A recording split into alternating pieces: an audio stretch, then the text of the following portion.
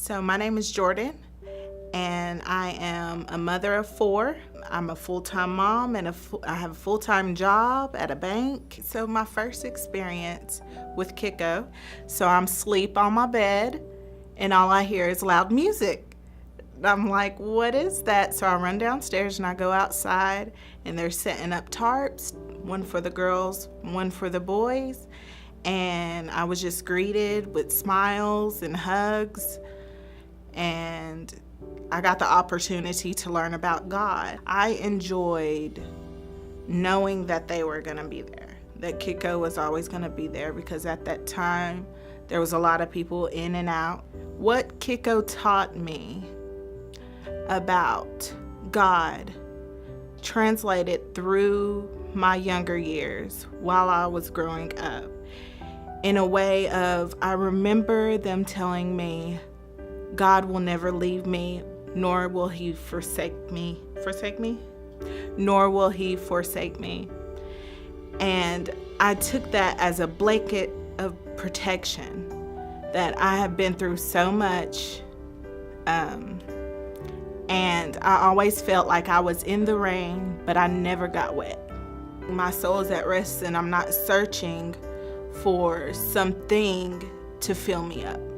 I've been taught and told at a very young age with KICKO, sitting there on those tarps, that there is someone to fill me up. But now looking back at it and having that base, and now I want to ask questions and learn more about God, it definitely set a platform of which I know how to find him. The feeling that I got when I was there is what continued to draw me to come back. It made me feel valued,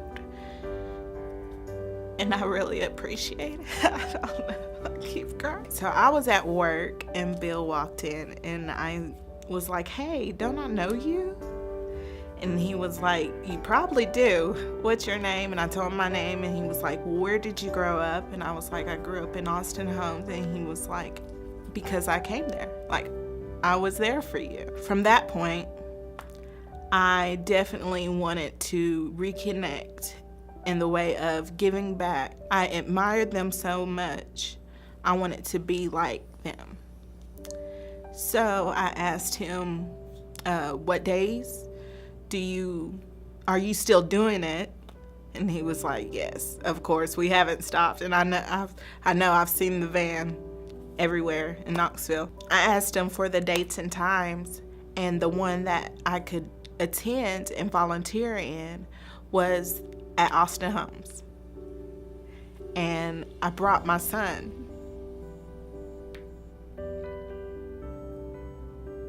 It just means a lot.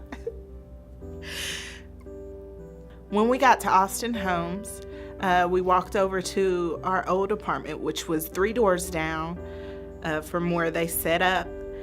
And I was like, I used to live right here. And he asked us, can we move back? And I was like, not right now. We're not going back.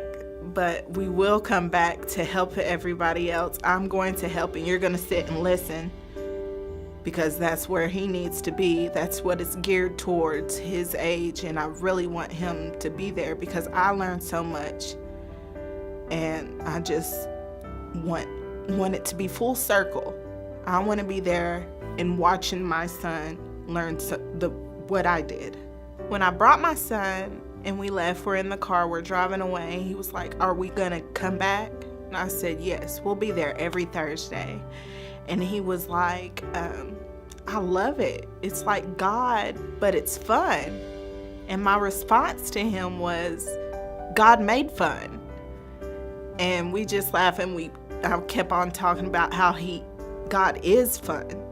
And we got into that, and it opened up a new conversation, even with my son, to interact with KICKO in a way of learning about God. And that even brought it back to our home, where yes, it started out with KICKO, but now it's just totally us and Jesus. And the basis came from